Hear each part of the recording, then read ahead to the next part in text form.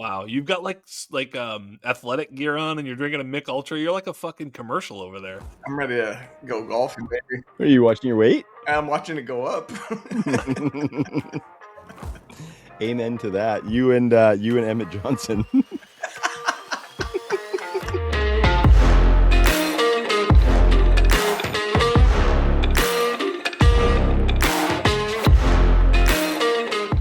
Sights and sounds and edges found. You will now get down with the Underground. Posted up on the OTC Fantasy YouTube channel. Dynasty Underground is back in your life. It feels really good to say that. Make sure you subscribe to that YouTube channel. Make sure you find us on the Player Profiler Network for the audio pod. And it's good to be back in the Dynasty Underground. Of course, with me, we got the wise man, Jax Falcone. Jax, how are you? I noticed that you didn't bring the hat that we thought you might bring, but maybe it'll surface itself. I was kind of hoping. Yeah. I'm gonna try and bring some hat game to this thing. I keep thinking, it's appropriate, so I'm gonna bring some hat game to this thing. And by the way, I couldn't be happier to be back. This is the funnest show. I love the Undrafted. I love my show, but this is home. So I love it. Let's roll. We definitely do get to let our hair down a little bit on the Underground, be a little bit rascals, if you will. And one of the other ones, I was trying to think of it there, and I just didn't have it. I don't think there is a word for that for it's rascally. Yeah. One of the other ones with us, casual in the home office now, of course, Joe Quavius Kuvetakis, my man. I know you're excited to dig into some of this stuff. Combine and Senior Bowl is really where the juices start to get flowing. How you feeling, brother? I'm ready to be selfish. I mean, unselfish for you guys. Yeah. Got to change that nickname from Joe Quave to Makai. Yeah, Joe is absolutely locking in, folks. So look out for a good episode. Once we start watching interviews, it's on. Yeah, they can tell you a lot in certain situations for sure, or send up huge smoke signals that are incorrect. For nothing. Yeah, that's right. Yeah. And we can capitalize on those, which is probably what we will talk about a little bit of tonight here, fellas. Of course, we have been away for a minute. Excited to get back into the lab. OTC, we've had some changes with OTC as far as some of the things that we were announcing, but what I can tell you as we determine the path forward is that you have still got us. You've still got our shows on the YouTube channel. You've still got our Discord, and you've still got us on social media. So keep it locked there, and you will always be in tune with what is happening for us and OTC Fantasy. So sorry for us being away for a few weeks here, but we're back, and we are ready to kick it into high gear. So, boys, you ready to talk? We got Combine takeaways, and we got some news. So we're going to kind of polish off this news here because there's been a ton of player movement. So I felt like it'd be wrong for us to just not mention that because it has been sending some ripples through the Dynasty community, boys. First one earlier this week was David Montgomery traded to the Houston Texans. Obviously, big upgrade in the running back room for the Texans. We talked about it in the group chat, though, boys. It's going to be tough sledding for any running back if they don't fix that offensive line in Houston. So, Joe, what are you thinking about this addition for the Texans, maybe the subtraction for the Lions, and how David Montgomery fits here? I thought it was a great haul for the Lions for a 29-year-old running back. That being said, I'm fairly interested in that 29-year-old running back because, they are not afraid to run the hell out of the ball in Houston. I think, unfortunately, sadly, Nick Chubb just didn't have any juice left last season, but the role was there for the taking. And Woody Marks, for as well as he played and as much as he surprised us, I don't think is anybody's idea of an every down back. So I think it's a great opportunity just to rack up empty calories with David Montgomery until the wheels fall off. And I'm pretty darn interested, especially in light of this running back class for my RB needing teams. I'm kind of trying to figure out exactly what I would give up for a David Montgomery. But, for teams that need a running back now, you can probably get him relatively cheap and just buy the production. And Joe, there's so many dynasty theories that are encapsulated by this move. It's the breakup of a backfield, right? It's I think I have a handcuff. Now all of a sudden I have two starters. The Jahmyr Gibbs, David Montgomery situation can happen in a lot of other scenarios, and it is going to happen in a lot of other scenarios, namely even the Travis Etienne, Bashal Tutin situation, which I think will play out where both of those guys have increased value going into next year. The other corollary that comes to mind is don't think you've got a starter when you've got a 4th round rookie who did stuff, the Dameon Pierce thing, where it's like, he's the guy. I'm going to spend a 1st round pick. This is the Woody Marks situation. He was always doomed. Maybe he's better or worse than this or that guy thinks he is. I don't really know. I mean, he seemed better than I thought he was. I don't really even know. Like, maybe we lost that bet because we were betting against Woody Marks. But that's the win, is what you got from Woody Marks, because most often these guys get eviscerated when the musical chairs sort of shuffle again, because David Montgomery's better. He's better. So I think that's a cautionary tale, even for guys that we like maybe even Bashal Tutin, like maybe even Mr. Cam Scatabo. Just some thoughts there. Not to get too deep on this, because we said we're going to go quick on this, but yep. I got to ask the question, guys. I have several Vaki shares. Oh my He's God. been sitting on some taxi squad. He's been sitting on ends of benches, right? We load up on running backs and just kind of wait for them to be useful. I'm kind of torn as to what to think here, because there's not much else left in Detroit aside from Gibbs. It seems like a sell window to me, but I don't know. Like, I haven't pulled the trigger. It seems like it's never going to be better, and this is absolutely the time where you should do it. But what do we think, just real quick? Sell Gibbs or sell Vaki? Sell Vaki. He's now a throw in that's like, it's not. He's not going to be the main part of any trade. No, yeah. No, I know what you mean. I think you're right. I mean, yeah, of course you're selling, because there's really no ceiling outcome. I do think he's another one. Like, if you do have someone who thinks that he's worth something, they're probably going to add another free agent. Actually, they might have traded David Montgomery, but they're going to bring in, I don't know, whoever. It doesn't even matter, but somebody with a higher pedigree and profile than Sione Vake. And that's just the way that goes. And that's what we do, is we sort of put false labels on players because they sort of appear to be in a chair that they don't deserve. Mm-hmm. I think, Joe, your process is sound. I think it's just way too early in the process for us to necessarily play out that process, right? Because there's so much time for them to add. They could add a 4th round rookie, and they could add somebody in free agency. I also would challenge you to find more than 3 league mates in your league that remember that he's on an NFL roster potentially. I just don't know what you're getting in a trade back for me to keep him on my roster just to try and find that value in a trade. You know what I mean? Like, if you need that spot, just having him as a throw-in, in other words, it's time to put him in exactly, something. And yeah, of course you are, it's true. When you find little micro edges like that, I think though that the bigger one is, like right now for me, the buy is Bashal Tutin. I mean, obviously people can see it coming, but I mentioned it, I think it was on JJ's podcast, that people don't really do the thing until they see it. It's like hard for people to take the action until it actually happens. And then they're like, oh, look at this, David Montgomery or whatever, then they want to buy then.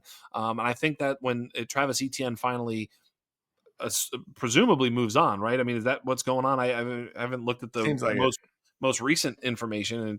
But even if he doesn't, I mean, but I think he's going to. But, long story short, again, it's like these things tend to work themselves out. We think that Ken Walker is going to, he could end up in with the Giants, is what I'm hearing. Like that drumbeat continues to be played.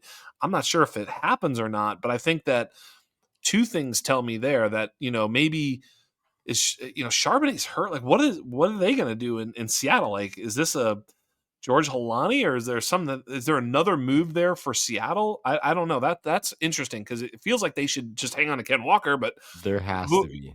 You know what I'm saying? Talk to would me. be shocked at how much, Halani and Vaki. It's like I hoard these guys. I hoard them. So I'm sitting on Halani. I'm just like, this is an asset now. We have to wait. They're probably gonna address the position too, and they're probably just not gonna pay Ken Walker the kind of money they think he's gonna draw out there in the open market. And maybe he comes back to Seattle after he realizes he's not going to get what he wants. But they're going to sign somebody else. They're not rolling into the season with Halani.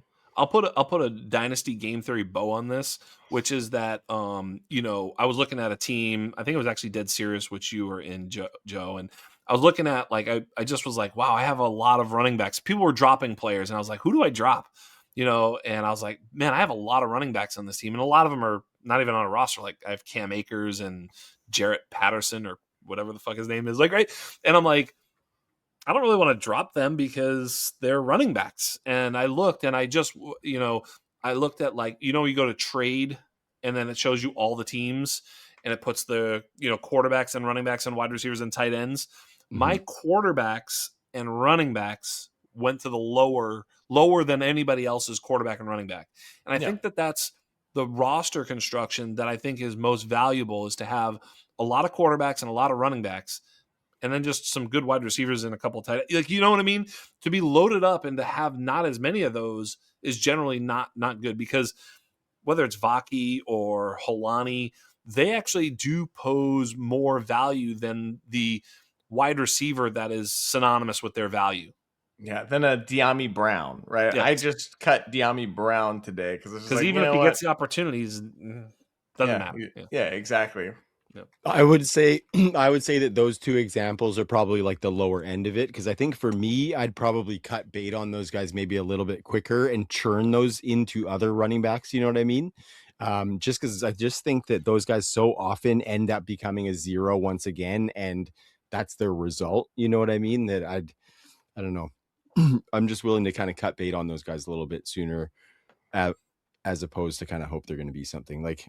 Don't be hating on De'Ami Brown, Joe. Easy on De'Ami, all right? Are you trying to trigger me on that one? It's early in the show here. Come on. No, but I realized that as I was saying it, who I was talking to.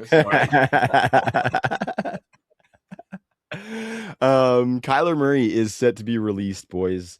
I don't think he's released. He's gone already. He is gone. Okay, sorry. I probably made this show sheet before. But anyway, he's gone now, and so I'm seeing the most that I'm seeing is speculation of him going to the Vikings, which I think would be an incredible spot for him. I don't think we want to get too deep into the speculation game necessarily, boys, but I think I've made it clear where I stand on Kyler Murray as a player and a quarterback. I think that tune could potentially change in an offense like Kevin O'Connell's Minnesota. What do you guys think about Kyler as far as what echelon he's in as an asset coming into a team? I mean, I think last year I was basically banging the get rid of Kyler, and he's kind of on thin ice drum. And so we'll see where he ends up. Obviously, Minnesota is the dream landing spot, but I don't think there are many beyond that I'm going to be very excited about.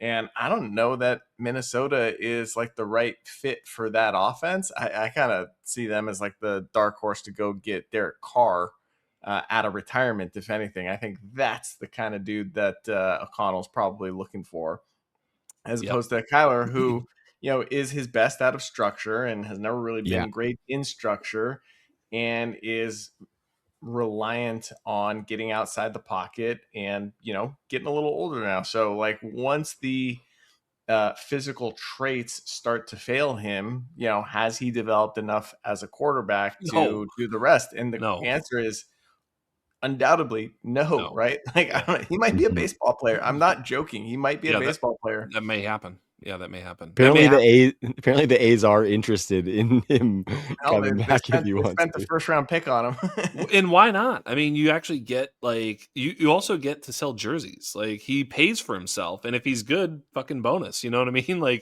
It puts butts in the seats for sure. Hey, do you know Kyler play? Check it out. So that happens as soon as he signs. So I think that's possible, and that's fucking crazy.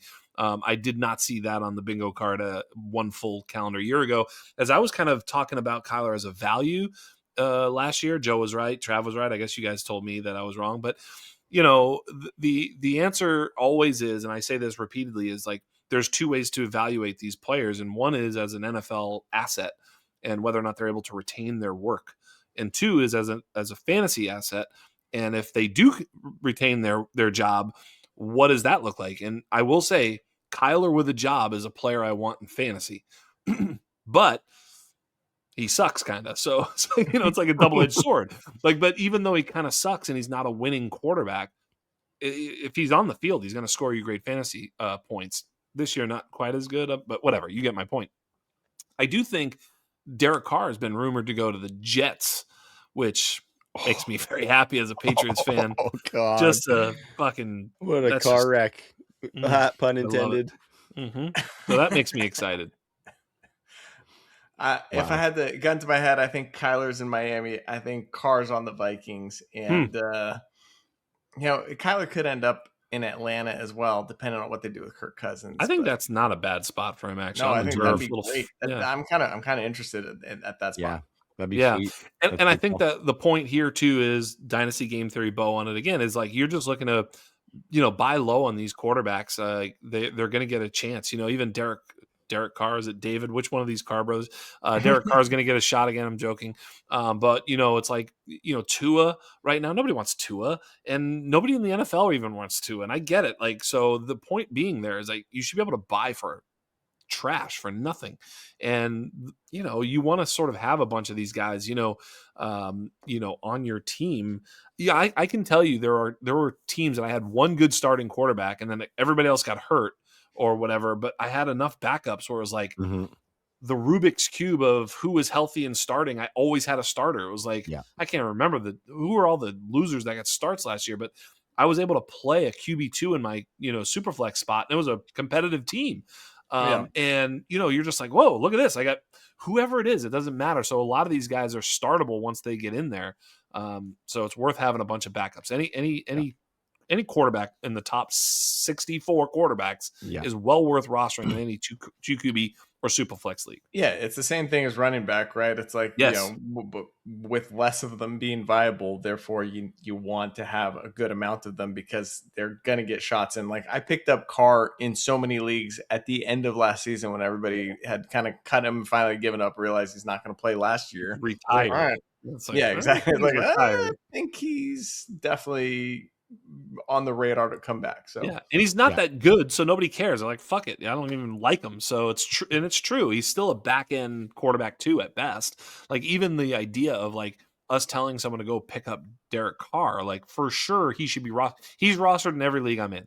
Like except for one quarterback leagues, obviously, but like every 2 QB and Superflex he's already rostered. But I guarantee you there are leagues that y'all are in that are listening where Derek Carr's available and you drop your worst wide receiver or your worst tight end and you pick him up pronto. Yep. There is value in that for sure. Okay, boys, we're going to move past a couple to the big one. So Danny Dimes got the transition tag from the Colts. I think that's a smart move.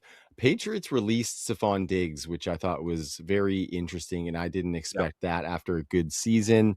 We're going to talk about what happened today, though, boys. It's another wide receiver changing teams.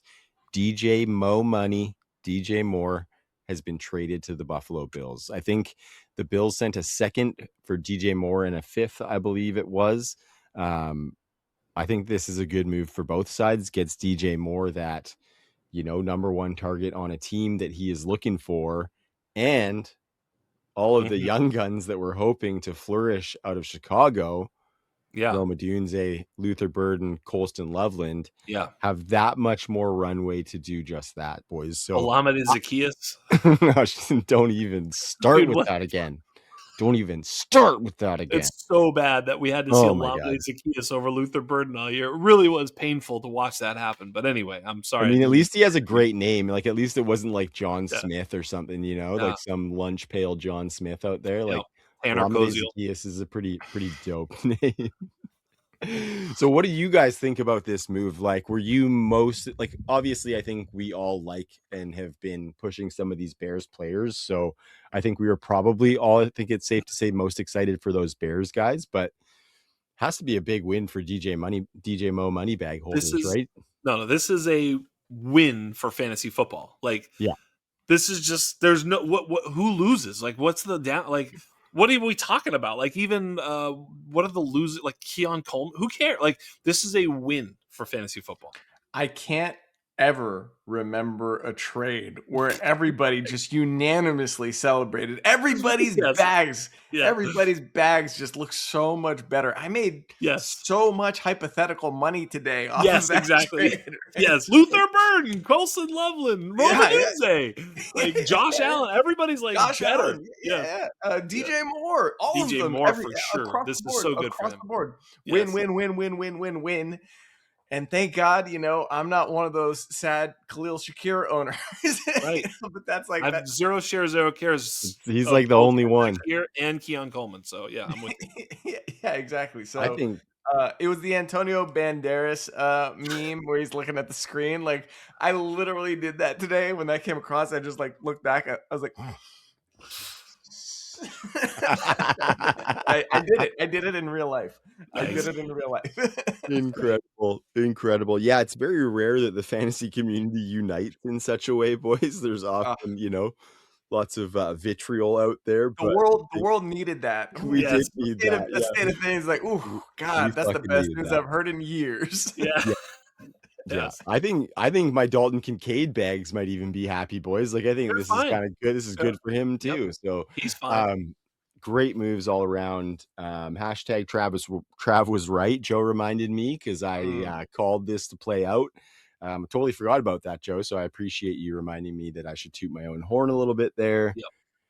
And that's all we got for the player movement. I think what this tells me is that, like, it's exciting times in the NFL. We're seeing more movement in parts of the season where we didn't see as much movement. We got free agency coming next week, and so there's only going to be more. So we are very excited about that. And before we get into all of our scouting combine takeaways, we're just going to take a little bit of a break.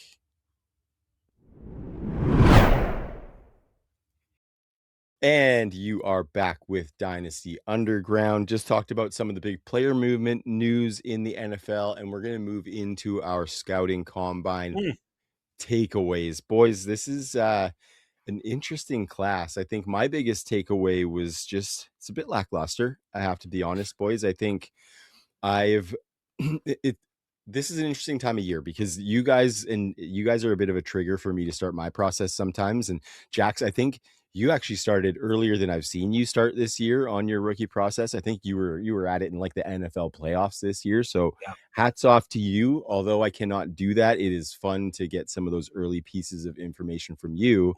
And then when we start doing this is kind of when my process starts. And so the combine's when it heats up. I've done most of my work on the wide receivers yet, but what I'm seeing from the quarterback and running back classes is that, like, both of them are sort of one-horse races, you know? There's like one guy at the top that we're looking at, Fernando Mendoza at quarterback, because he's probably going to be taken at the number 1 overall pick by Joe's Raiders.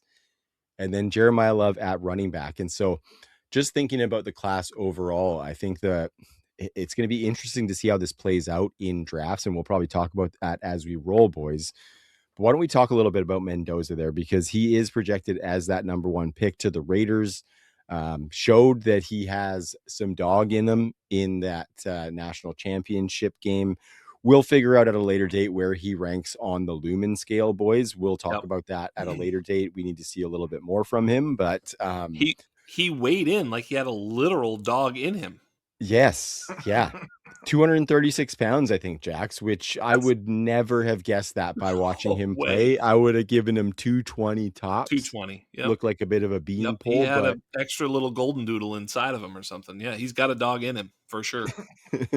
No question. And so I guess maybe, Joe, let's talk to you about what you think about Mendoza and how you feel as the guy who's probably going to have him come in as your franchise quarterback. I recommend, just for the record, shitting all over the pick, saying you hate him. Worked perfectly for me with Drake May. So I'm just going to tell you, Just say it's awful. He's a terrible player. It's going to feel that much better because you can win either way. So anyway, go ahead. That's really good advice. I Thanks. will say throughout the season, I did. I hated him. Yeah. The interviews, he's just like so wholesome to the point of cringe. It's a little corny, right? But I've seen the light and I've kind of accepted him as dude, our savior. He's way likable now. Like he went around the bell curve onto the other side. Yeah. I'm like, I love this little guy. I was like, you know what? I think it's just him. Him.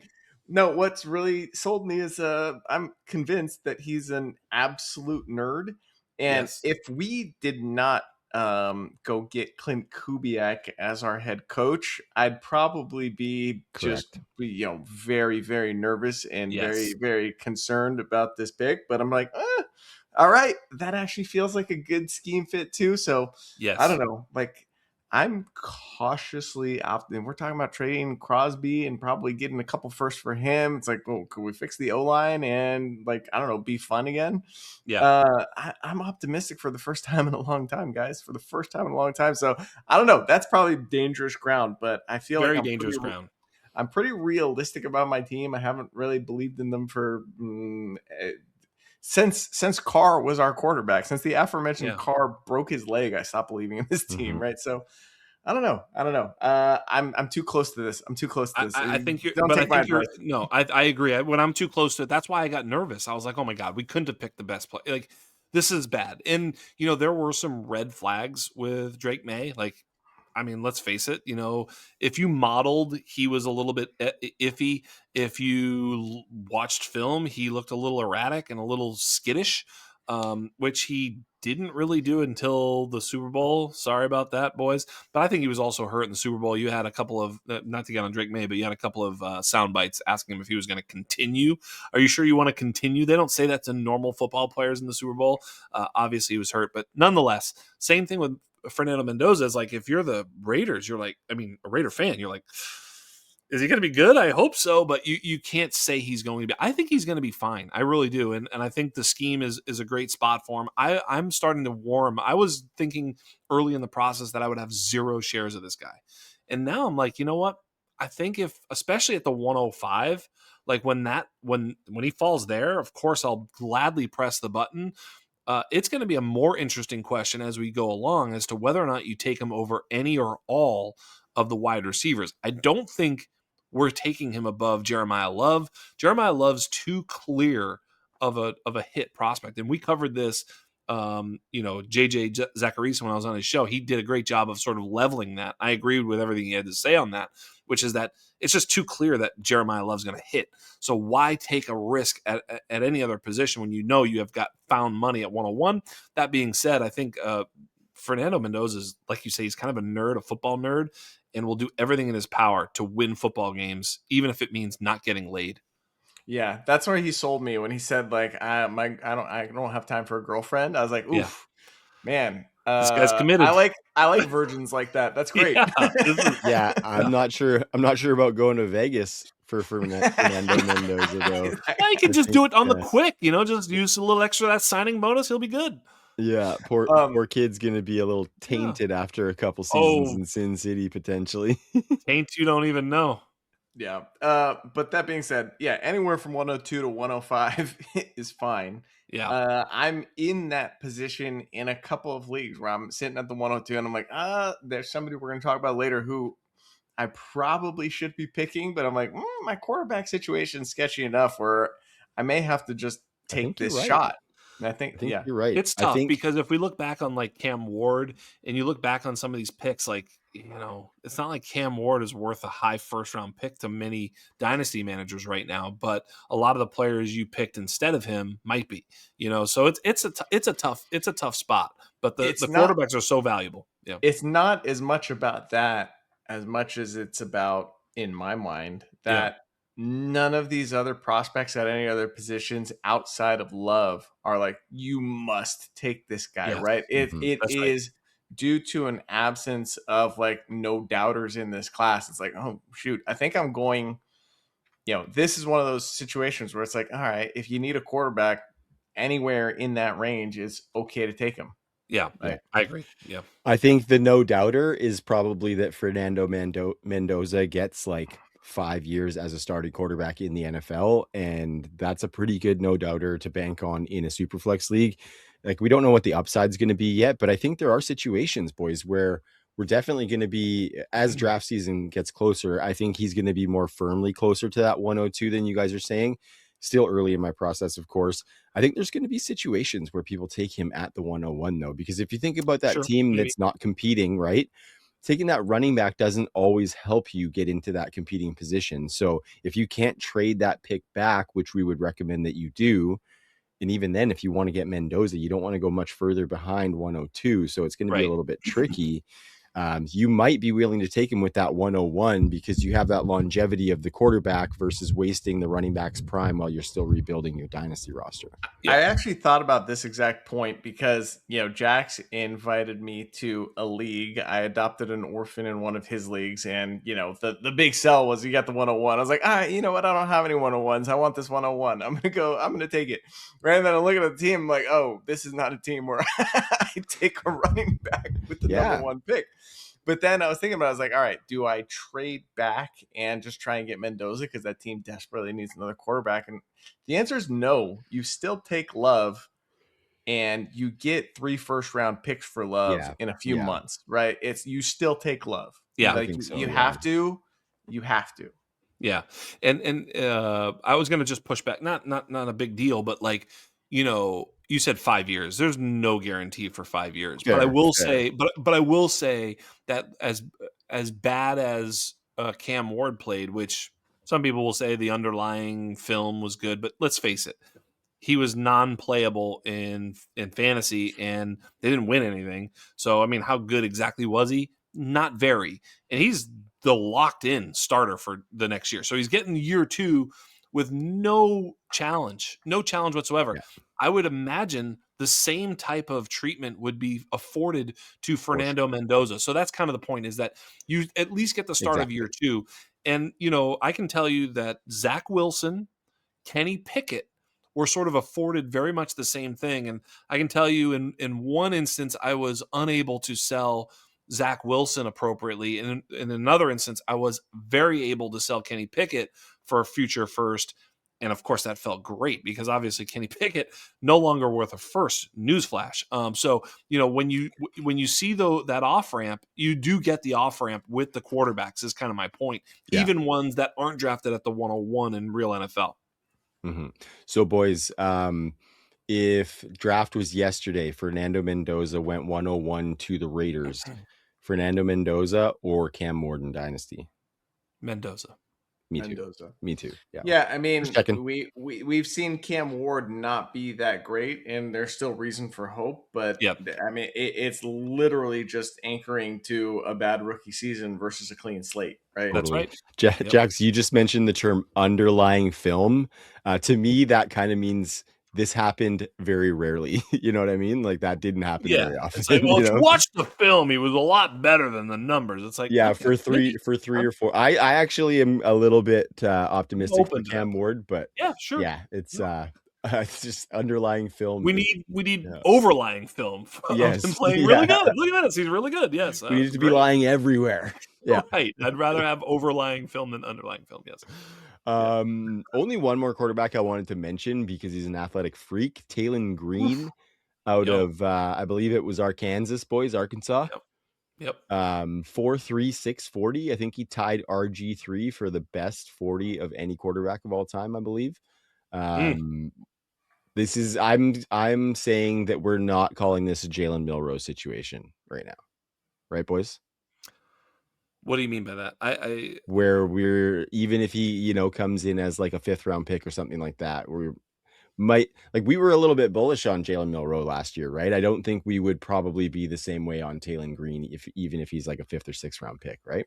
Depends on the quarterback in front of him. The reason we were on Milroe is because of the doubts we had about Darnold hanging on to that job. Well, egg all over our face. He's now a Super Bowl champion, but the process is correct, right? So if he goes and is behind a great quarterback, then yeah, we're disinterested. But if it's very questionable in front of him, then yeah, I mean, maybe a late second round dice roll like Milroe was. Maybe He you kind of throw has that. he has a weird sort of secondary out too, which is at another position potentially, which is not really an out because it's not likely that he's good enough to matter at whatever position they move him to, wide receiver, running back, or tight end or whatever. So I would say he probably has his best actual upside as a tight end, which is fucking crazy to think. But That he is probably crazy. does. What is he, like 6'6"? Like, yeah, dude, he could be any position. Totally. He's dope. And if you think about it, he probably is every bit the prospect that Anthony Richardson was. If you really think about it. Kind of I That is crazy, mean, but mean. probably true. Like, no, well, no, but think about it. Anthony Richardson was a athletic freak with some issues. yeah. What's so different about what I just explained than Taylor Green?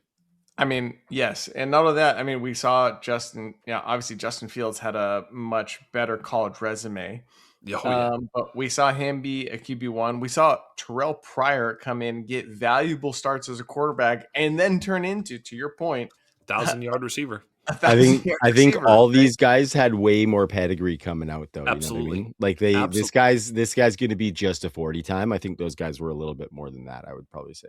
You're totally right. By the way, you're totally right about that. But we don't know how good he is, right? Like maybe he just sort of gets that fourth, fifth round capital, and then all of a sudden, I mean, look at even Joe Milton to some degree was like he might be actually good.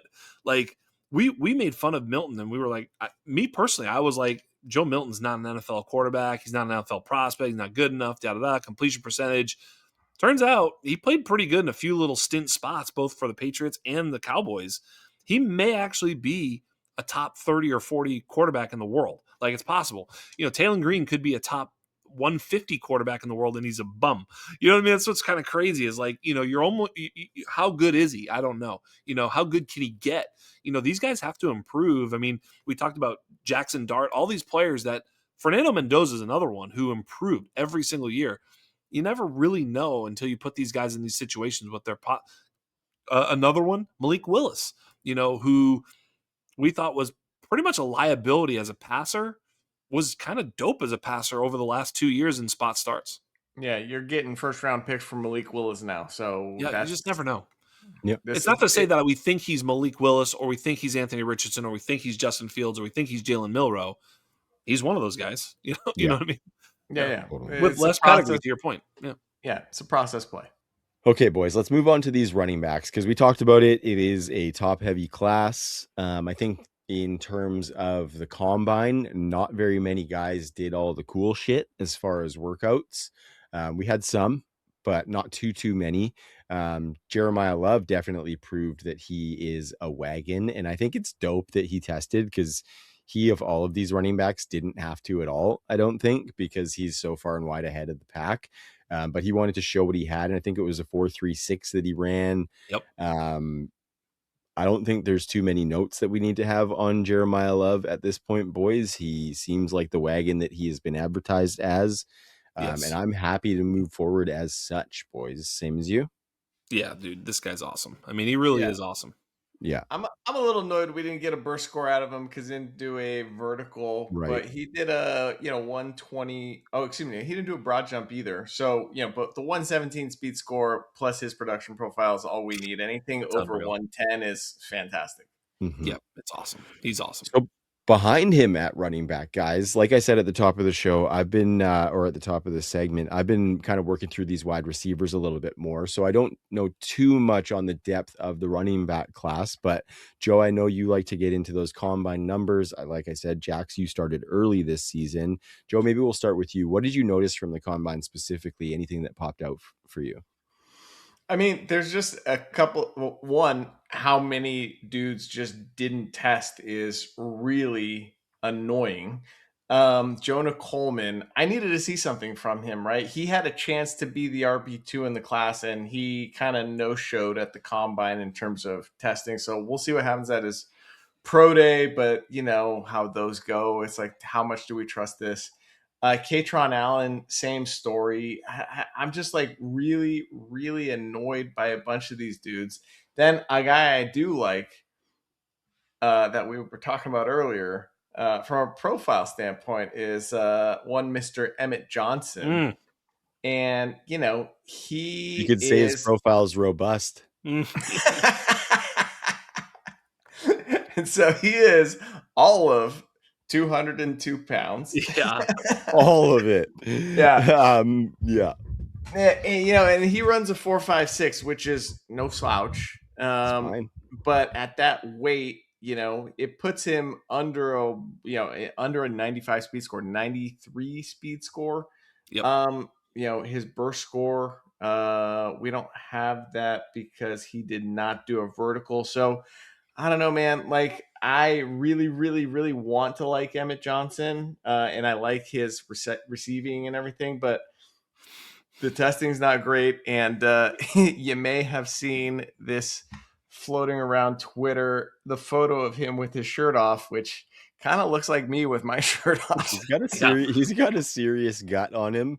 And I don't know, boys. I think the NFL dream might not be dead for the three of us. I was gonna say, it actually kind of makes me like him more. I'm probably gonna be firing some second round picks on Emmett Johnson. Who are we kidding? Yeah, I mean, you look at Emmett Johnson. I was dubious on his profile to begin with. Doesn't really strike me as the type of running back we would be. We did this all last year where we were talking about running backs like Bayshell Tootin and Cam Scatabo and DJ Giddens and all these guys, and I feel like he's just another one of those guys at best, and not even one of the better ones. Like, he certainly would. Like, would any of these running backs have elevated above where we thought Bayshell Tootin and Cam Scatabo were? No. Right? I mean, so we were drafting those guys in the mid-second, like literally early second if you were reaching, mid-second if you were taking them at value, late second if they fell.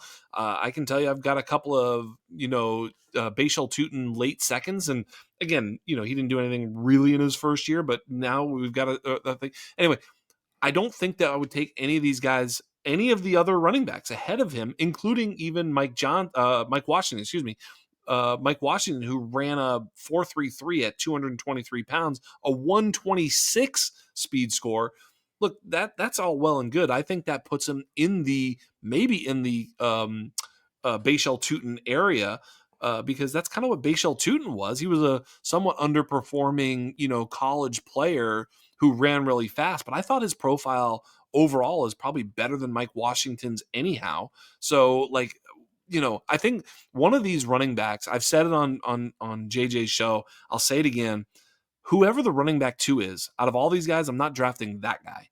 I don't even care who it is. I just want to take these guys when they're there at the late second. That's when I'm going to be pushing the button for these running backs, whichever one ends up sort of falling to that spot. I think a lot more will still change as it does during the draft. I think people are making combine responses to the class saying like Mike Washington's the new RB2. It's like, really? Just because he ran, like, everything else is out the window, just the speed score puts him, at RB2. I mean, that's a thin line to take to put a guy at RB2. Jeremiah Love is a clear elite back. Everybody else is sort of an also ran. And I think when you look at all these guys, I'm just looking to take them at value because nobody, first of all, do you see Jonah Coleman was 5'8", 220? His BMI is 33 and a half. He looked very round. We want to talk about, Emmett Johnson having a beer belly. Jonah Coleman he is a beer. I mean, he's a keg himself. He's a keg, yeah. He didn't run, which leads me to believe that he doesn't think he's going to be fast. He also was, Jonah Coleman's career 5.5 yards per carry. Not bad. I mean, he wasn't very good in his final season. I don't know, man. I've got some reservations on every single last one of these running backs, and none of them feel like first round picks in the NFL or in my rookie draft. So here I'll pour one out for the rest of the class. There you go. Oh, there you go. There it is. So Jax, I heard you say, I've heard Cody Carpentier say, there's no tier 2. Right. I'll go a step further. There's no tier 3. None of these guys would make it to my tier 3 of last year's class, right? So I was talking to Trav about it before the show while we were waiting for you to jump in. Like, the 2024 class was bad, but it wasn't like this, right? Like, there was no Jeremiah Love in that class, but Right. we had Blake Corum, we had Bucky Irving, who obviously turned into an RB1. Like, there were dudes that I was interested in the late first and in the early second. There were guys that I was taking, but was that the Trey Benson? Yeah, that was the Trey Benson and Jonathan Brooks. Look, Jonathan Brooks and Trey Benson are way better prospects. I'm not saying that they're going to be better than all these guys because obviously neither of them really panned out, injury and Benson, whatever. But, you know, they were better prospects at that time than these guys are at this time. Oh, yeah. Yeah, that's what I'm saying is, like, there's no tier 2, there's no tier 3. You're not taking a running back in the first round that's not named Jeremiah Love. You're just not doing it. Just don't. Yeah, don't do it. Don't. Yeah.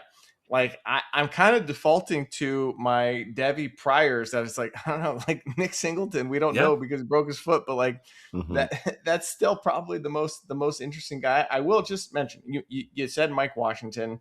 We've been crapping all over him on Twitter because his production profile does not match the athleticism at all.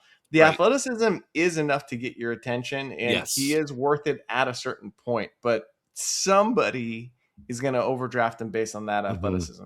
I was just going to mention Adam Randall broke a 110 speed score. He was at 113. He weighs 232 pounds, and he ran a 4.5. And he's a former wide receiver. Yeah, that in and of itself is interesting and, you know, worth a dart throw later. Yeah, I agree with you on Adam Randall. I'll give you another name while we're here. Seth McGowan, right? So I looked at Seth McGowan. That's the next thing I said. Yeah. Oh, that's great. Look, we haven't even talked. Seth McGowan is interesting because he checks a lot of boxes, except for he's like a 6th or 7th year, 24-year-old, like 1-year transfer. And I'm like, dude, get me out of here. I don't want anything to do with this guy. And then I heard the story. I don't know if you guys heard his story, but tell me. Yeah, dude, he basically was, where'd he go? Old Miss or whatever. I don't remember exactly. He was recruited to a big school. I'd have to pull up his first year. Oklahoma. Oklahoma, thank you. He's at 3 years, Oklahoma, New Mexico State, Kentucky was last. But here's the thing. He took 2 or 3 years off because he basically got arrested because he was, they were like stealing, and like he was part of a group of guys that were stealing, so he got in trouble, right? And so then he's literally on the couch, he's got nothing, and he's like scrolling through his phone, like reaching out to people that recruited him. One guy that really liked him talked to him, and he didn't have any spot for him, but he referred him to another. Like, he literally got very lucky to get back into college football and then perform pretty well. And then he's 6 foot, 223, perfect size, 30 BMI, runs a 4.49, that 110 speed score we're looking for. Like, kind of has a little bit of a profile here. Like, there's some things to like. I'm not saying that I'm ready to steam him all the way up, but I am saying that circumstance put him where he is. And who knows what, makes of that. I think because of those red flags, he's going to go late in the draft. And I think that's going to, shelter him from having a high ADP in our rookie drafts. I think you're going to be able to get these guys in like the 4th, 5th round. And who knows? And you actually buried the lead. The thing coming off the combine I'm most interested in is his burst score, right? That is, calculation you do based on their vertical and their broad jump. Yep. 137.75 is his burst score. Just to put that into context, Mike Washington, who weighs 223, he was at 130, and everyone's drooling over Mike Washington. Like, Seth McGowan beat that. Anything over 130 is ridiculous, right? So, like, that's a super athlete. And then, like, when you get to the 110 speed score, we're really cooking with gas. So he checks both of those boxes, but without any of the steam that Mike Washington's getting. Like, this is someone I'm going to want in the 4th round. We'll see what ends up happening. And, the age is a concern. How old is he? He's like 24. Okay. We've done worse. We've done worse. Yeah. I mean, look, he's not a great, look, the whole point is he's not a great prospect, but he could potentially be great. Like, you know, even like yards per route run, he's got a career 1.56 yards per route run. That's at, you know, all three schools, Oklahoma. You know, you got in 2020 in Oklahoma, you know, I mean, 370 rushing yards, 6.4 yards a carry. Like, he was okay, you know? So coming all the way back out of 21, 22, and 23, New Mexico State for a year, and then was kind of okay in Kentucky. I mean, he 4.4 yards per carry is not great. His yards created, you know, not great. So he wasn't really all that good this past year. He was much better at New Mexico State, and actually better at Oklahoma in his first year, sort of on a per touch basis. Yeah. But look, you know, everybody has up and down years. I don't think he's an exceptional prospect or anything like that, but good enough to sort of keep an eye on. And again, when we're drafting late in drafts, what are we drafting? We're drafting running backs, and he's the perfect kind of guy. Not only that, but in a year where there's none of these production profiles outside of Love really gets us super excited, we need something to anchor to, and athleticism is going to be that thing. And that's what's going to push Mike Washington to the RB2 in some of these drafts. But for sure. But you know, probably erroneously, and he's probably going to get overdrafted. Seth McGowan is a similar bet to Mike Washington, who's also, I want to say 24 or 23.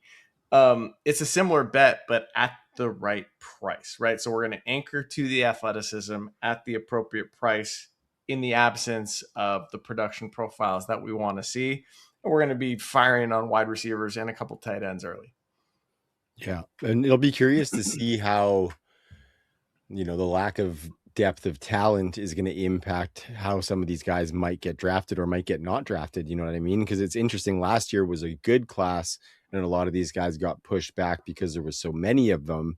I don't think NFL teams are going to be reaching on these guys knowing that they're not good, but it's like, do less of them get drafted? So that'll be an interesting impact too. I heard Dwayne McFarland referencing this, and I had done that. I sent you my spreadsheets and all my like little research. I heard him talking about 15-yard run rate and 10-yard run rate. I don't remember which one he was referencing with some of these prospects, but when you compare them, like I did the anatomy, and I compare the class to the anatomy group, which the anatomy group is basically just the sort of top 15 running backs in Dynasty. Well, those top 15 running backs are coming from all over the place. Some of them are Bucky Irving, drafted in the 4th round. Some of them are Christian McCaffrey, whatever the case, right? But they are all sort of the highly valued running backs from various quote unquote backgrounds. Well, if you look at like 10-yard run rate, like literally none of them have below a 14% career 10-yard run rate for their career. Like none of them. Most of them are above in that. college. In college, correct. Yeah. And then none of them have below like really below an 8-yard career, 15-yard career run rate, right? So like you look at those numbers. So it's like an 8%, 15 and 8, right? Exactly. Yeah. You look at this class, like Mike Washington 6, McGowan 6, you know, like Adam Randall 5. There's so many of these prospects. Really, only 2 prospects have a 15-yard run rate career that's any good, and that's Price and Jeremiah Love.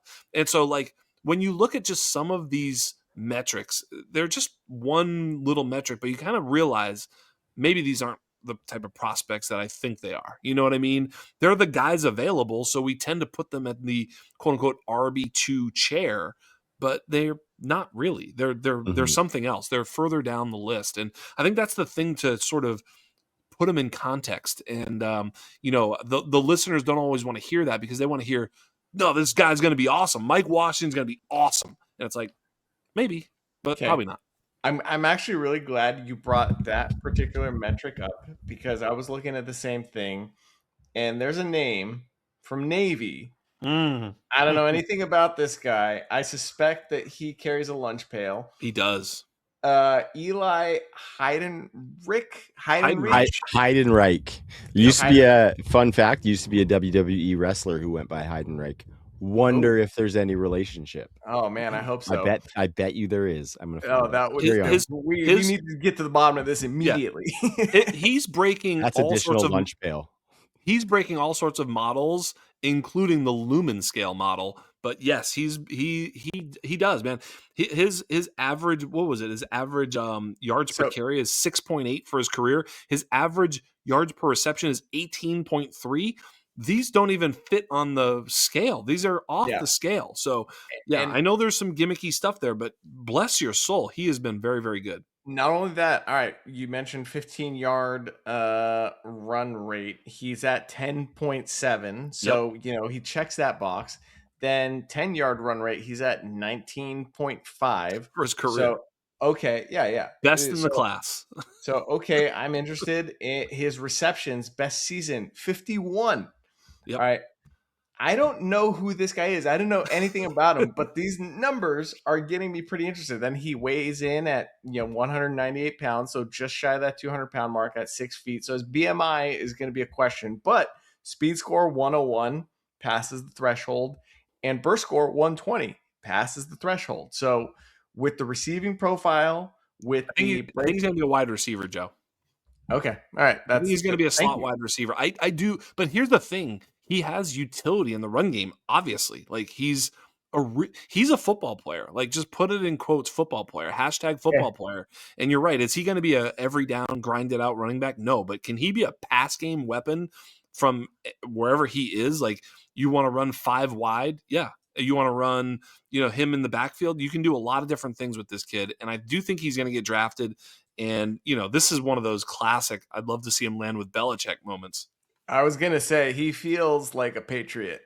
Just knowing what I know about him, which is very little. He looks Navy, like Bill Belichick. This is his favorite profiles player. as a Patriot. Yeah. Yes. Well, you can't have him coming for Efton Chisholm's spot now, though. I mean, easy with that. I think he'd eat out of Efton Chisholm's lunch pail from what I'm seeing on the numbers here. Agree.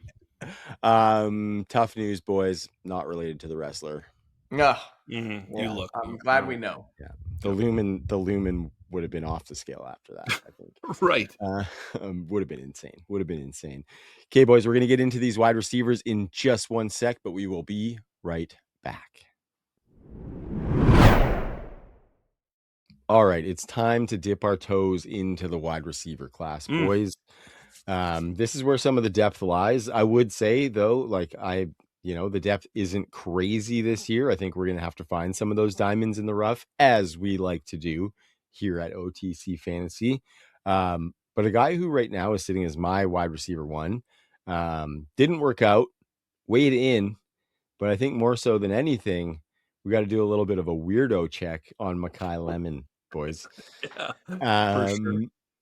I said he measured in 5'11", 192, didn't do the workouts, but did have the interesting vibe in his interview. Now, I don't necessarily know the context, but I did see something where someone was saying that the question he was asked previous to that was a little bit, had some underlying meaning or something that he might not have liked. I don't know what that was, though, so I can't speak to it.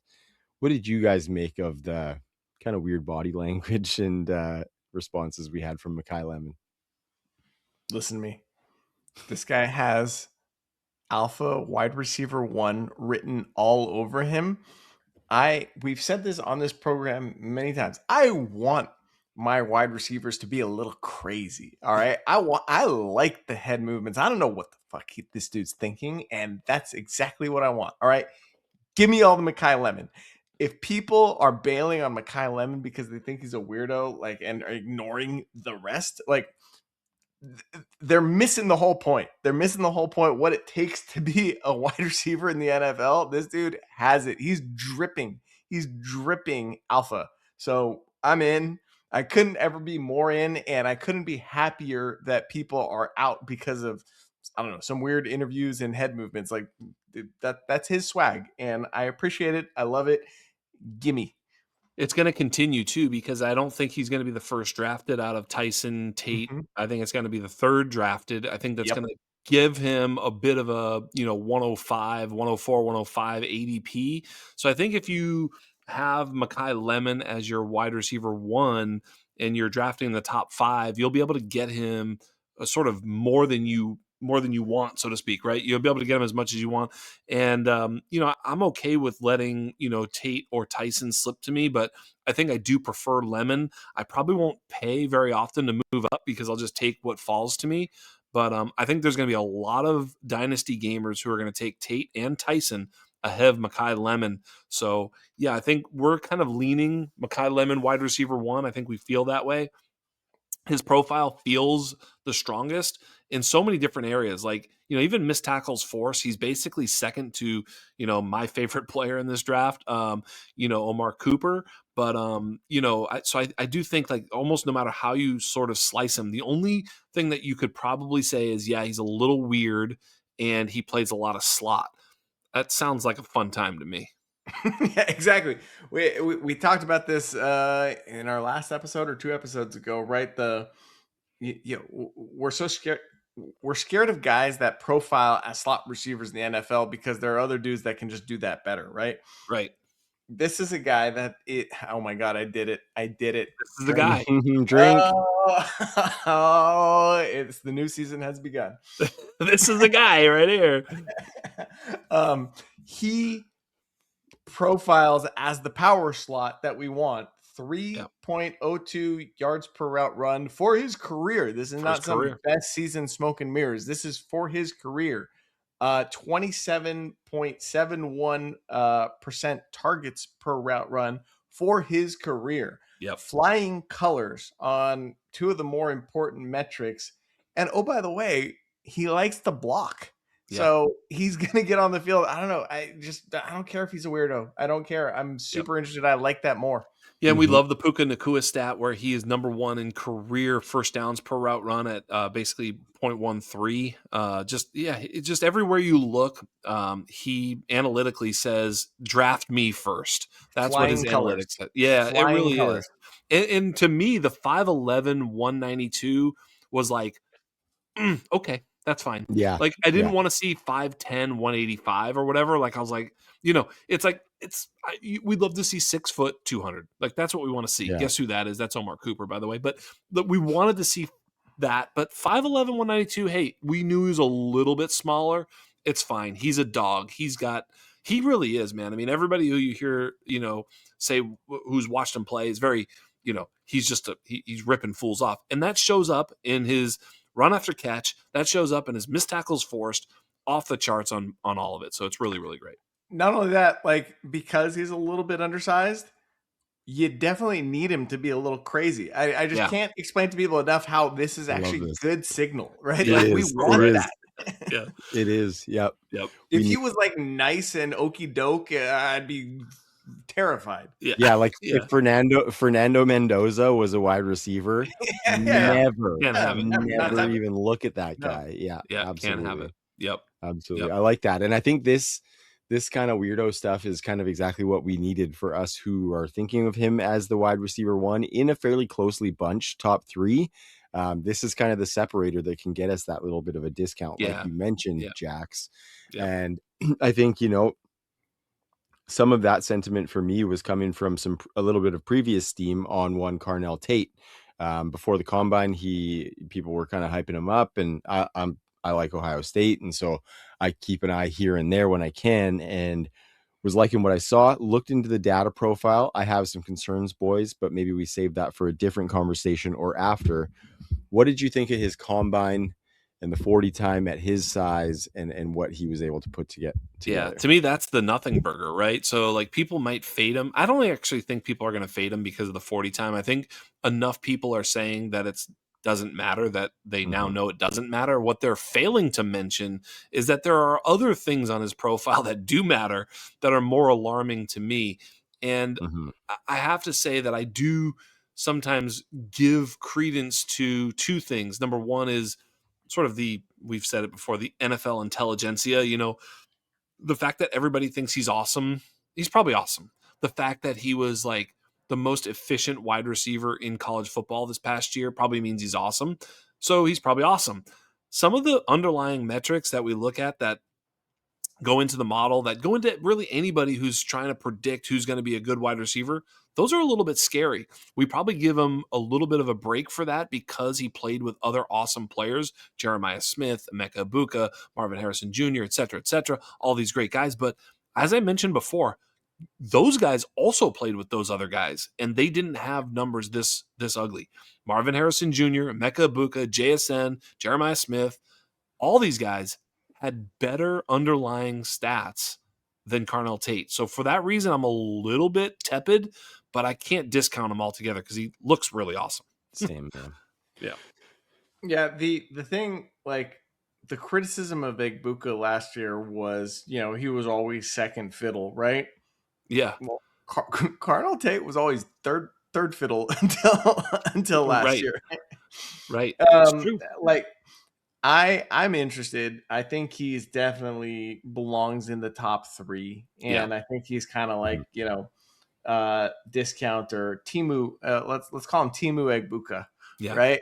Like we were getting Egbuka late in the first round, late first round, where Tate's going to go early in the first round, but that's a reflection of the class. If you had to just sit down and rank these guys, so we have to unanchor from where we think they should be valued and adjust to what this class is. And I think that's probably appropriate. I think I'm taking him third of the big 3 wide receivers, though, for everything you just mentioned. I mean, he didn't earn targets at the rate we want, and granted, you can excuse that away, but he just didn't, right? He was 18.42 his first year, 17.45 targets per route run his second year, and then finally last year it was 22.76. Like, okay, so career 19.49, just shy of the threshold we want, but it still means something even if you've got a bunch of dope teammates. Yep. Because what you said, right? The other guys did it. That's right. They did it. That's right. I think my concern is the archetype and how that works within today's NFL, because to me, like, as I'm looking through him, I'm liking what I'm seeing, right? I enjoy some of the stuff that I saw. I believe in the player, but then I think about, he's kind of the type of receiver we've been telling people to shy away from a little bit. He was around a 90% out wide receiver over his college career, not just last season. And that's not the guy who we've been targeting. And so I'm worried that he's a bit of a deep merchant X receiver. Sacrificial X. Yeah. Kind of. Yeah. And like might still get some targets, but we don't necessarily know what quality those targets are going to be, how consistent that's going to be versus these guys who take these over the middle and short targets. And so I'm just a little bit worried about that. Like over 50% of his yardage last year in his big season was on deep targets. And so a little bit of a correlation there with the uptick. Yeah, and Trav, to your point, every time we have these guys, whether they're not as good a prospect like a Keon Coleman or players of that ilk, or they're better like Roma Dunze and Marvin Harrison Jr., feels like all of these types of prototypes tend to let us down a bit. The only one who really returned value was Brian Thomas Jr., and he certainly let us down in year 2. So the jury is out on the prototype, right? And so I think there's something to be said there that they're more valuable. I've said this time and time again, that they're more valuable to a real NFL team than they are to us on our fantasy team, which brings me to, and if you want to stop me from going here, I got to go to Omar Cooper, who is number 1 in the class in missed tackles forced per reception. So he is, I mean, look, I didn't comp Makai Corley to Deebo Samuel. I am kind of comfortable comping Omar Cooper to Deebo in some ways. I mean, it's a tired trope, but I don't do it. I'm doing it here. This is the guy. He actually has a really robust profile. He's a touchdown scorer. He's one of the best in the class in terms of quarterback rating when targeted. He was early in his career, he was a downfield player. His career ADOT is 12.5, which is right there with Carnell Tate at 12.9. In his final season, it was 9.7, but when they were trying to force feed him targets because they realized how good he was and that he could just break tackles and make a play even with a shorter ADOT. He's just really, really good. I don't know how high I'm willing to take Omar Cooper, but I don't think I'm going to have to worry about it, as I think he's going to be available every single time at 107, 106, 107, 108. I think he's going to be there every time. I think there's going to be a lot of, first of all, I don't think he's cracking the top 5. In hindsight, when we look back on this class, there's probably going to be someone, whether it's a KC Concepcion or an Omar Cooper type, who actually is the quote unquote RB2 or 3 of, wide receiver 2 or 3 of this class in hindsight, looking back at it. And it's probably not going to be the 3 that we think they are. It's going to be some other order. I think Omar Cooper is the type of player that I'd be betting could be that guy. So why are you comping him to Deebo Samuel, just the tackle breaking, right? Because size-wise, they're not similar. So you're well, just they talking were about when they tackle came breaking. out. When they came out. Yeah, I mean, Deebo, when he came out, was like 212. He's 200. So, I mean, he's a little lighter. But I also wonder if he was a little lighter at the combine. Like when you watch him play, he's got those ass legs, that we talk about, the ass mass, the Kamani Vidal ass mass. So, they're about the same height. He weighed in at 199 at the combine, which you have to look back at Deebo. I think he was 210, 212 maybe, but he wasn't 220 like he is now or whatever. Yeah. He's probably 225, Sure. 230 a couple now. cheeseburgers. He's got a couple cheeseburgers since, for sure. He's got a couple dogs in him too, right? But I think coming out, Deebo was that type of player where he was just a tackle breaker, but he could do a lot of different things as well. Like he was probably a little more limited than Omar Cooper is actually as a downfield player. They're close enough. They did have requisite ADOT, unlike a lot of the players that got comped to him, like a Malachi Corley. Not only that, like Omar Cooper, listen, I look at the profile and I see why you like him, right? I mean, his ADOT, you just touched on ADOT, right? 15.1, 16, then it dropped to 9.7. It's all kind of in the splash zone, which we like. Exactly. Maybe a little bit above in year 2, but it's fine. That's the range. And then when you look at his yards per route run and targets per route run, check every single year. Mm-hmm. And he's an early declare. That's rare. The hitting every threshold we like on just those 3 categories every single year is rare. Plus early declare, breakout. Hard to say early breakout. I need to go look. I haven't done dominator scores yet or anything yet. I need to calculate those still, but I see enough to like there, and I think he's definitely in the 6, 7, 8 range. Like how I added 8 there, so nobody did the thing. So I'm very, very interested, and I can't wait to watch the film on this guy.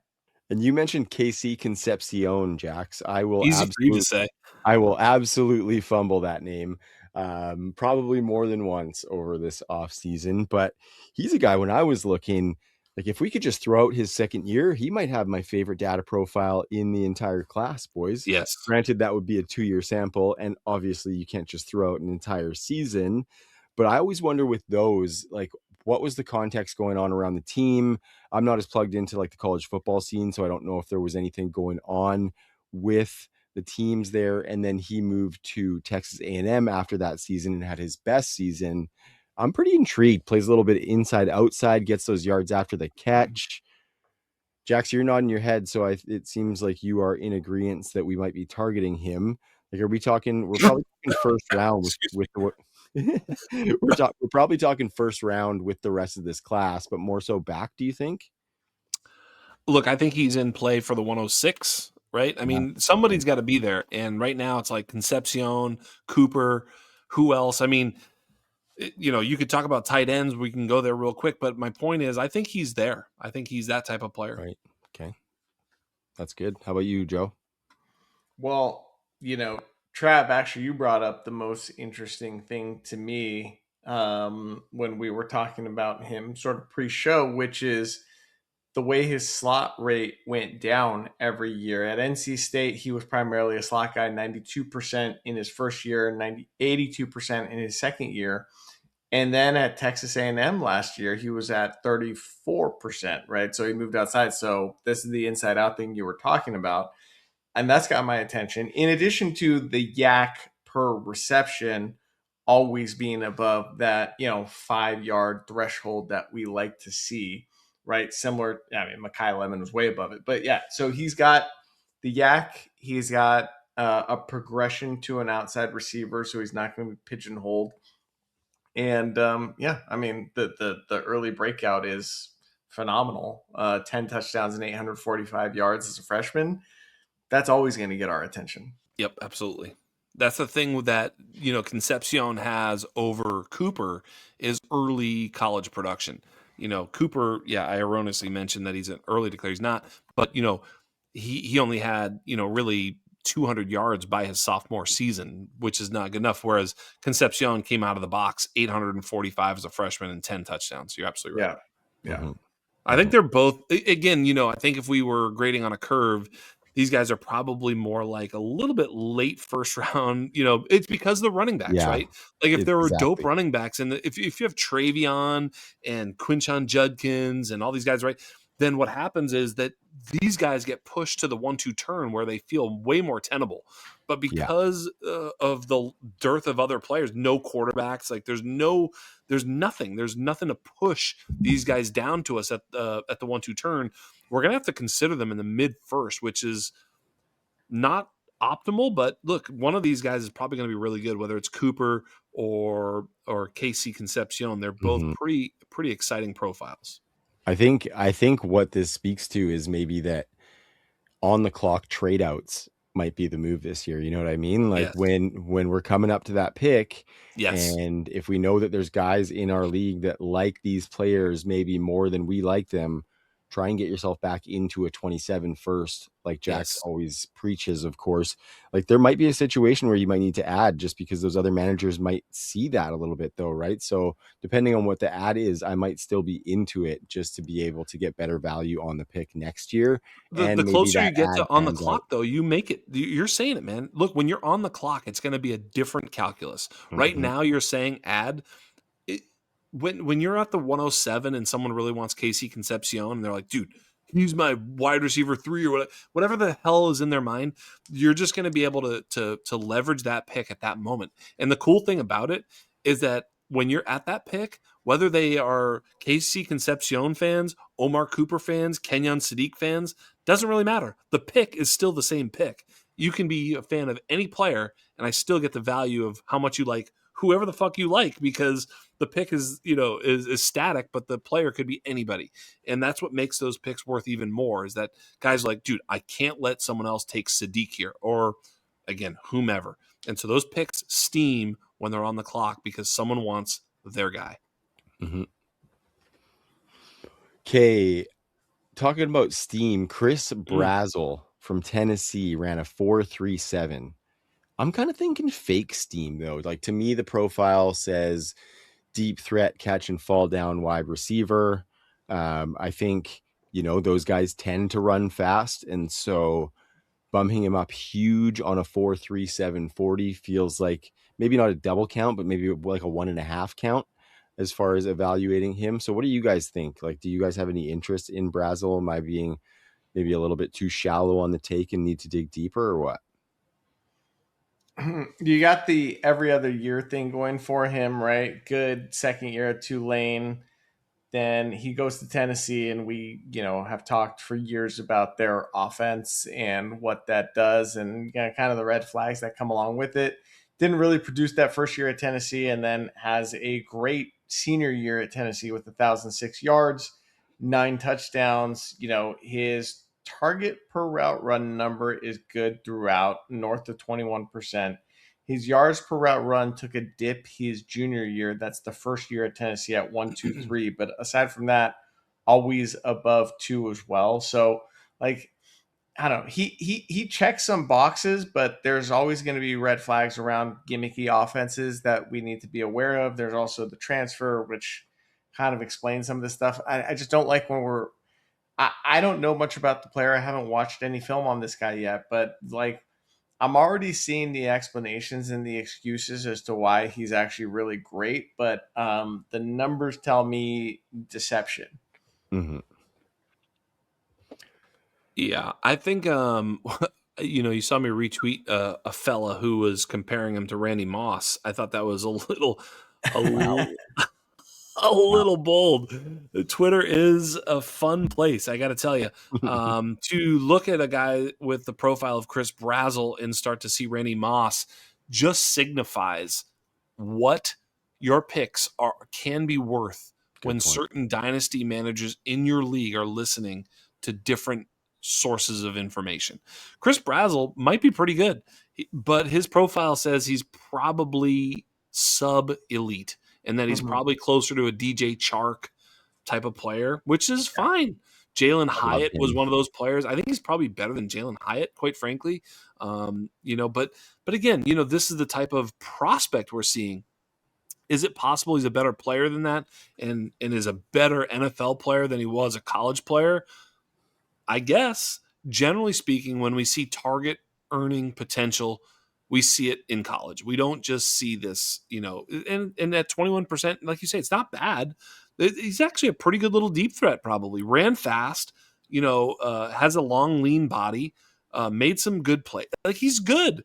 But I don't know that we need to go too much farther than that. And ultimately, at the end of the day, this is put it this way, where were we drafting Marvin Mims, right? Like, do I think he's better as a prospect than Mims? No, actually. Do I think he could have a better career than Marvin Mims? Of course, that's possible, right? So I think it's probably in that range. What's that, a late second? That's fine. Yeah, maybe something like that. The Jalen Hyatt comp is a great one just for Tennessee offense and all of that. So I actually really like that and think that that's maybe a lens we should consider when looking at this prospect. And I need to do more work on him, admittedly. So yeah, well, that's the exciting thing, right? Is that we're just starting, so to speak. So one of the cool things about this show, if you're listening to this show for the first time, is we're authentic. We're going to open up. We're going to discover new things together as we sort of break down these prospects, which we haven't watched every one of them. Joe does a great job of actually watching. We're gonna feed it off one another. And if Joe sees something that I didn't, or whatever, it's gonna be discussed as we go through the process, which is fun. Yeah, so much fun actually to see it evolve as we move towards the draft. And yeah, just getting started, boys. We're going to talk about two more sleeper wide receivers and then a couple of tight ends here.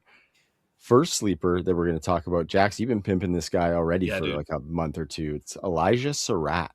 Yep. From Indiana. Big body receiver, different from Omar Cooper. I say you've been pimping him, not to the level of Omar Cooper, but we do like this player, I think. And so why don't you tell me about him? Yeah, I think, the two guys that I've really been pimping, three, I guess, would be, Sarratt as well. But Sarratt has a pretty cool profile. There are some red flags with all these players, right? The big problem with Sarratt is his contested catch percentage. In other words, how many of his targets are contested? So his contested target percentage. In other words, what percentage of the targets that you receive were you covered? And a lot of them he was covered. Now, he does play that type of role in the offense where, Omar Cooper is getting some, manufactured touches where Sarratt has to go create his own and kill his own food. But the other two I got to mention, I mean, obviously Omar Cooper and hopefully are you going to Skyler Bell after this? Skyler Bell was next after Sarratt. Okay. Sure. I was just making sure because one of the things that I feel really vindicated about is that I was pimping Omar Cooper, Skyler Bell, and Sarratt, and it feels like, dude, Skyler Bell is getting some like early second, first round. I'm like, what is going on right now? Omar Cooper is almost a lock first round pick, as is Casey Concepcion. I'm not saying that they will actually be drafted in the first round. I'm just saying like that's what you're hearing from the Dane Bruglers and Daniel Jeremiahs, etc. So I do think that we feel really good about having spotted them up front.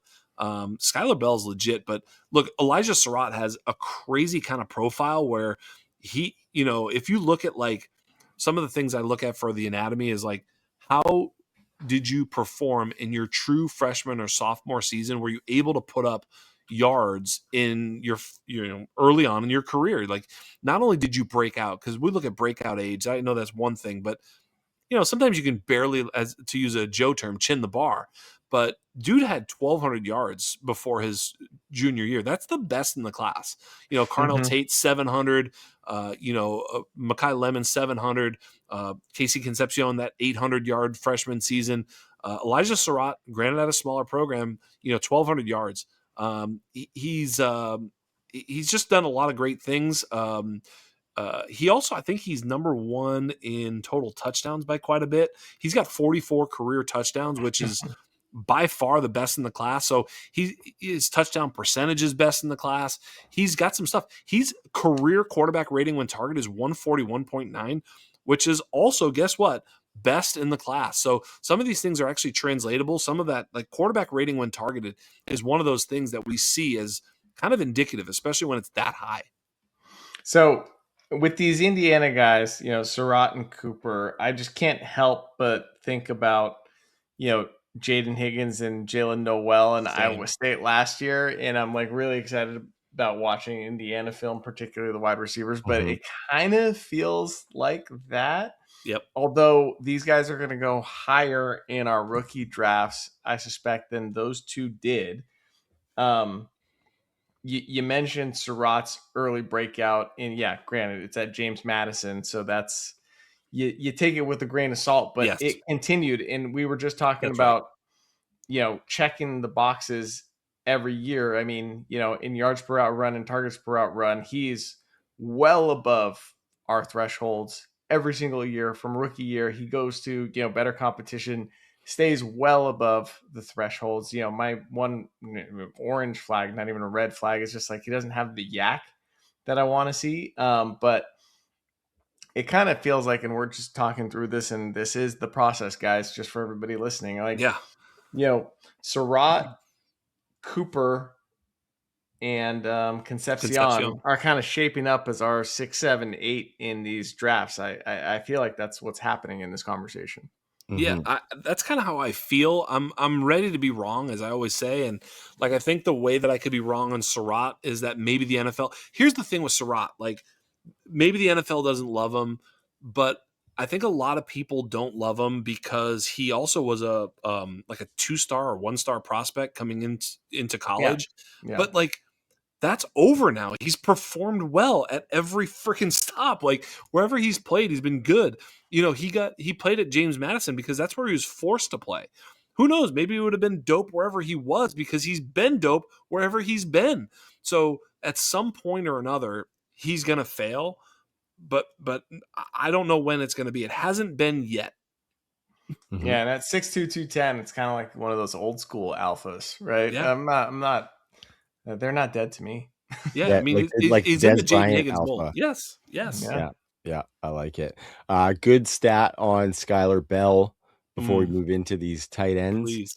One of only 2 wide receivers in this class to have had more than 3.0 yards per route run against man and zone in their final season. So last year, he was above 3.0 against both man and zone. Only other guy to do that was Makai Lemon. So that's a pretty good company to keep. Only other guy to do that in their final season since 2018, Jalen Waddle. So there's a group of 3, and those 2 guys from this class are in that. So thought that was very interesting. And one more, boys, because I have to mention it. This harkens back to the old True North days.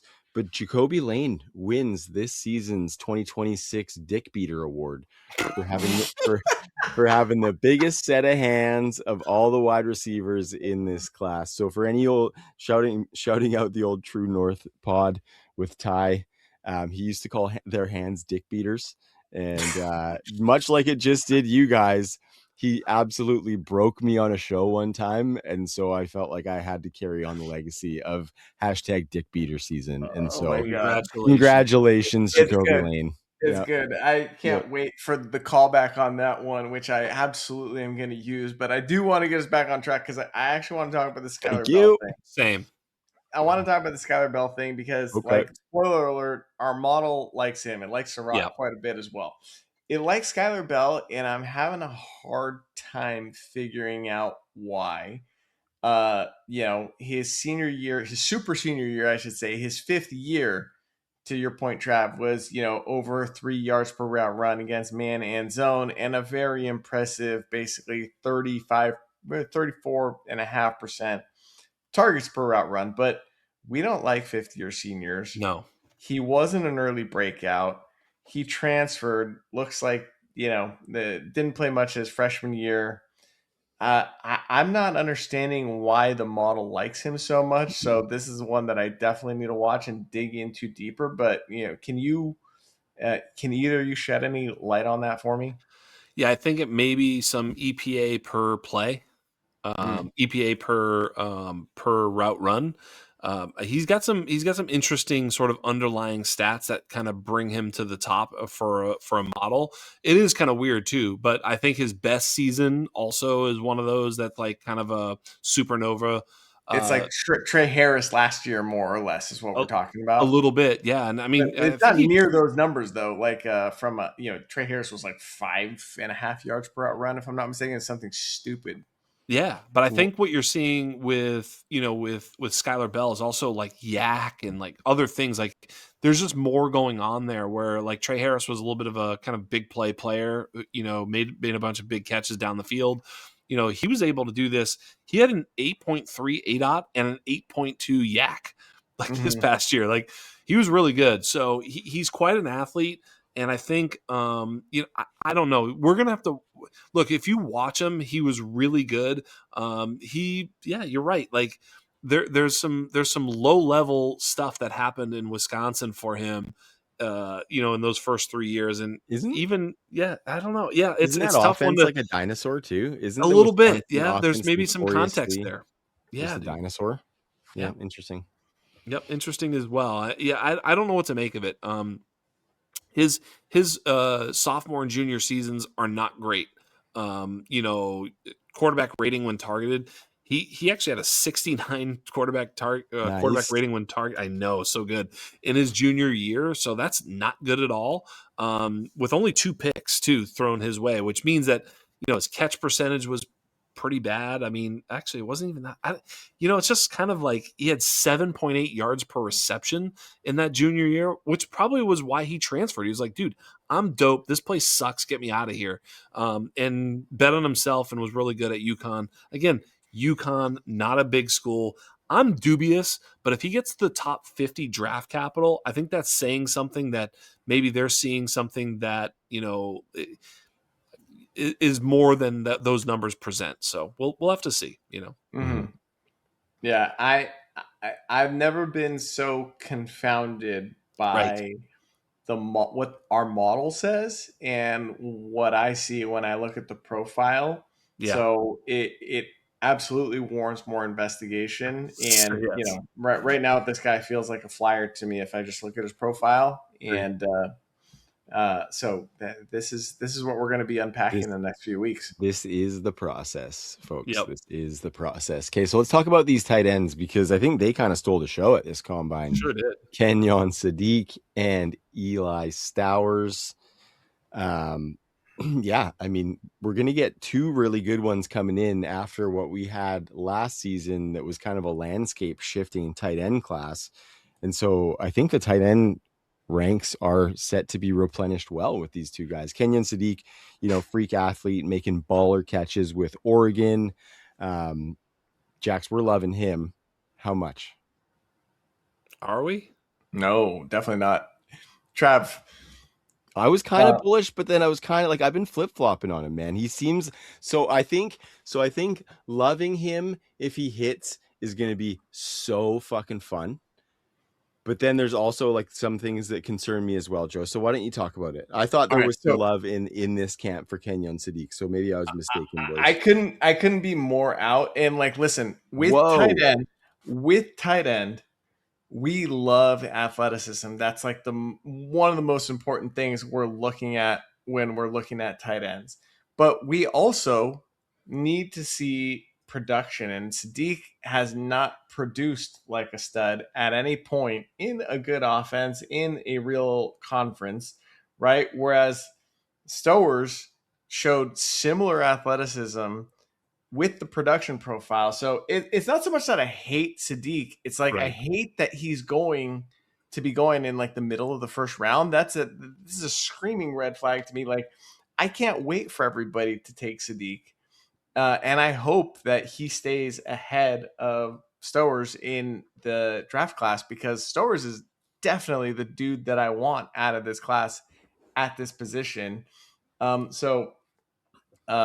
don't know, Jax, why don't you take it away? I know you've had plenty to say about Sadiq, but Yeah, like it's a profile thing, right? Kenyon Sadiq, like all year, I was like, okay, I hear this Kenyon Sadiq is awesome. Can't wait to.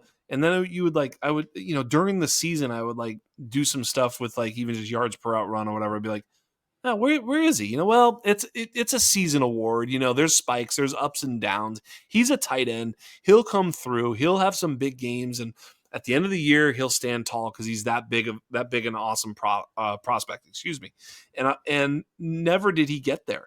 And so as we look at Kenyon Sadiq right now, what does he do that's synonymous with the elite tight ends in Dynasty? He doesn't really do anything except athletically. He is actually even smaller. Like, we're okay with that nowadays with Bowers and Fannin, Laporta. A lot of these guys are 6'3", right?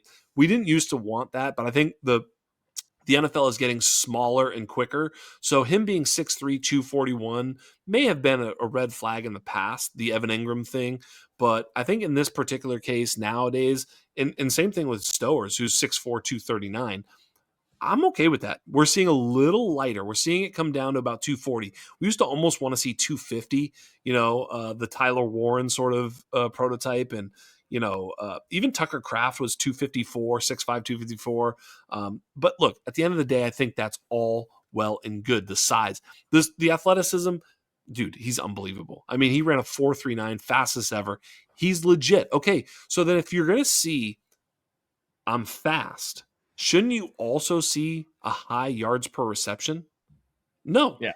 You don't see it. He would be, look, if I take the group of Bowers, McBride, Loveland, Warren, Fannin, Laporta, Kraft, Kittle, Gadsden, who, by the way, was a 5th-round pick, and Kyle Pitts, all of those players, he would rank last in almost every metric that we chart. Every one of them.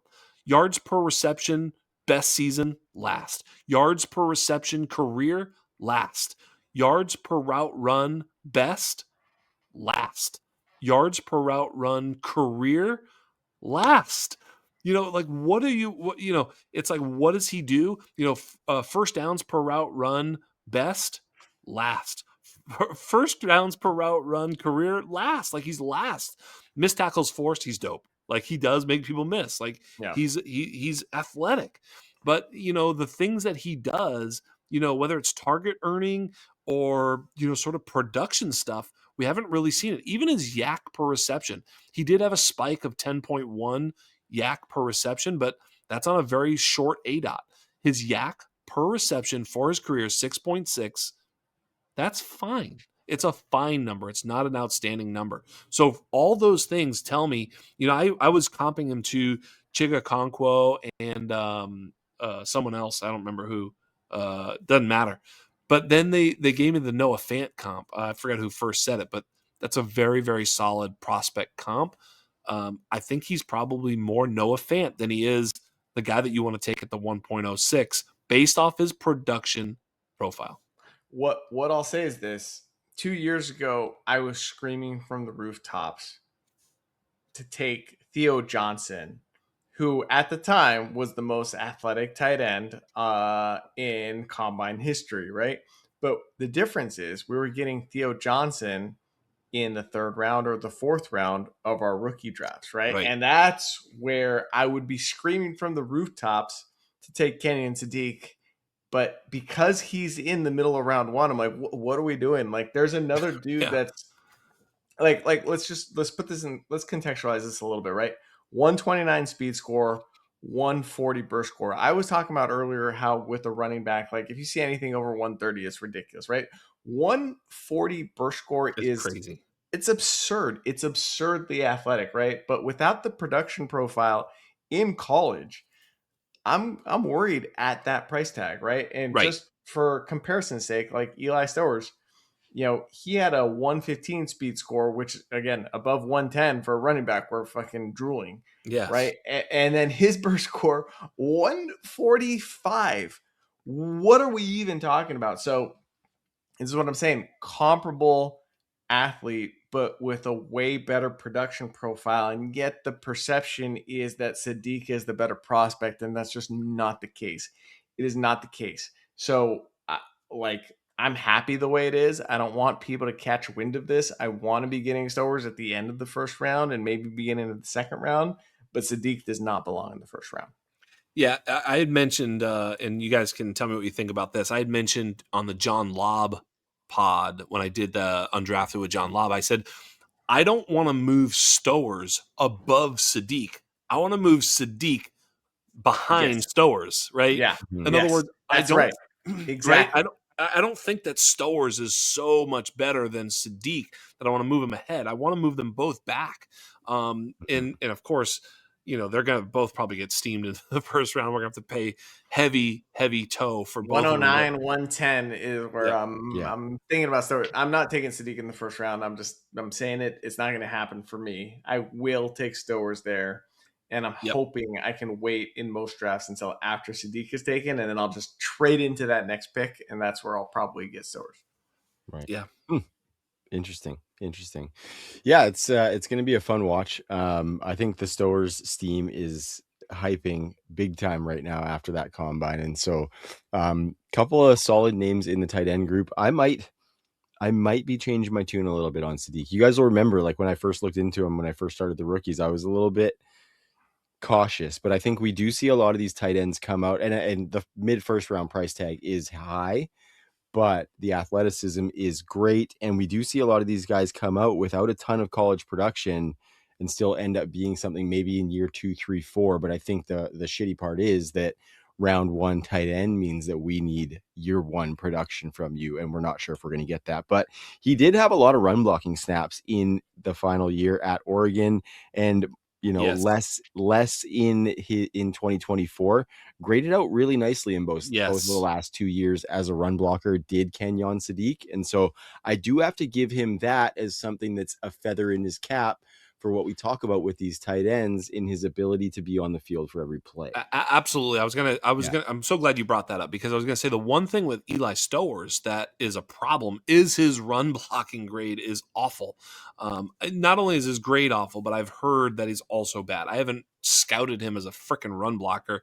Anybody telling you they did that has got a lot of free time on their hands, but I'm going to take a peek at that. I'm going to uncover that a bit.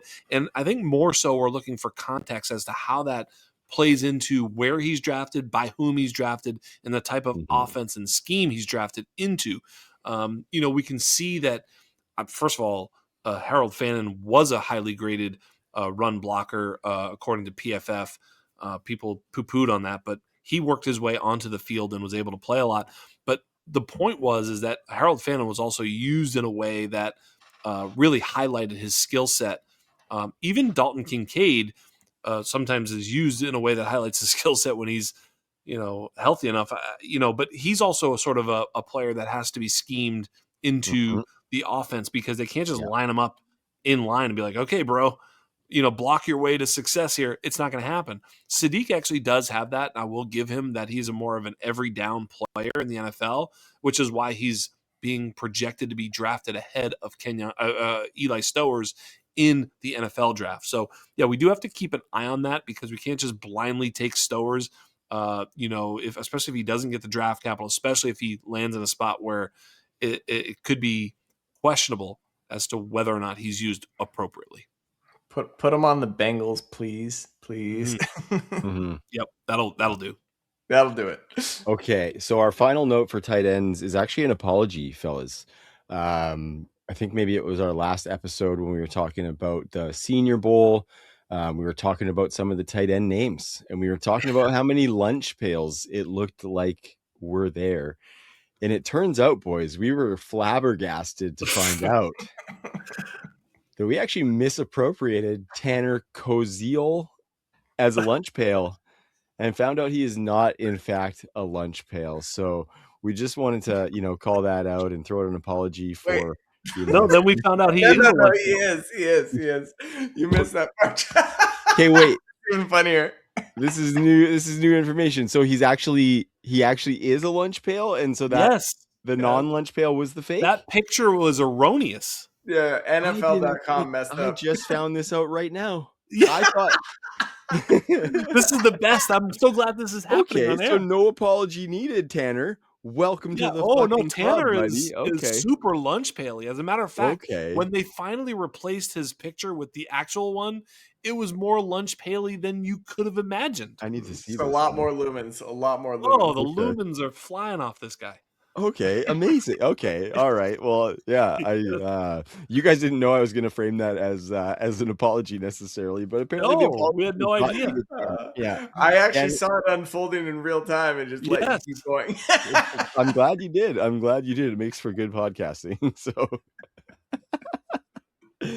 thank you for that. Thank you. I guess I'll wait till after the show to go look up this lunch pails mugshot. Hey, shameless plug. I don't know if you have your computer up, but just go to Player Profiler. Look at that picture. That's the one. If you can get your Player Profiler, Tanner Koziol, you're gonna really enjoy what you're gonna see there. It's nothing Amazing. like what you saw NFL.com prepping him as. Okay. All right. Tanner Yeah, do it. Oh my goodness. Oh my god, dude. The guy's head is shaped like a fucking lunch pail.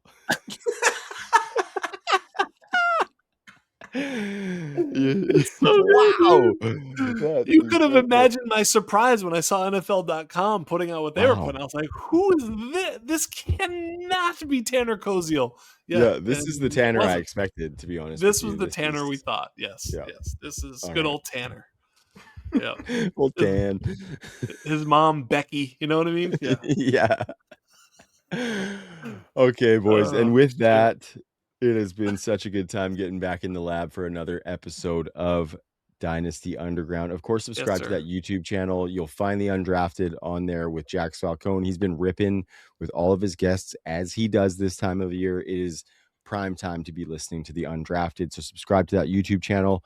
As I mentioned, audio is on the Player Profiler platform. So go check it out there. Happy to be teamed up with them. Undrafted's been teamed up with them for a while, so it only made sense. And just happy to be rolling with the boys. So keep an eye out on the socials. Get into that Discord. It is a whopping free $99 to enter. So if you can afford that, you can be in our Discord.